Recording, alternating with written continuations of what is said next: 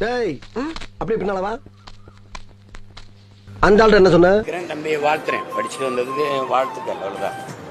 அது இப்போ எல்லாருமே சொல்றாங்க தம்பி வந்து இப்ப பேசுறதுல நிறைய முதிர்ச்சியா இருக்கு, நிதானமா இருக்கு. அது மாதிரி இங்க இருக்கிற கொஞ்சம் பேரை படிக்க அனுப்பி அவர் எங்க படிச்சாரோ அங்க அனுப்பி விட்டா கொஞ்சம் என்னப்பா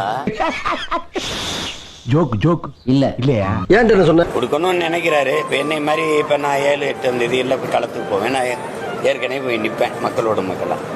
அவரால் போய் அப்படி நிற்க முடியாது, பிரச்சனை இருக்குல்ல.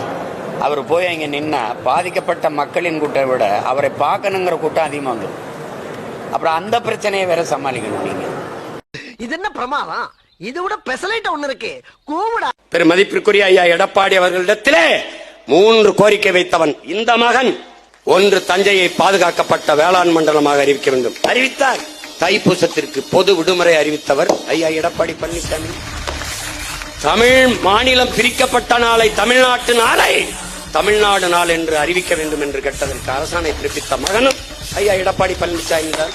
இதுல எதுல உண்மை? ரெண்டும் உண்மைதானே. என்னடா சொல்ற? அவர்கிட்ட வாங்கின காசுக்கு ஏணி சின்னத்துல ஒரு குத்து, உங்ககிட்ட வாங்கின காசுக்கு தென்னை சின்னத்துல ஒரு குத்து. ஆக மொத்தம் 2 குத்து. 2 குத்துனே. 3ஆவது குத்து நான் குத்தவா? குத்துனே, உன் கையை தரோளமா குத்துனே. எல்லா கட்சிக்காரும் காசு வாங்குறது, எல்லா கட்சிகளையும் போறது. பகை இல்லாம போறீங்கன்னா ஒரு யோக்கிய நார பயில வளைச்சு குத்திருக்கானையா.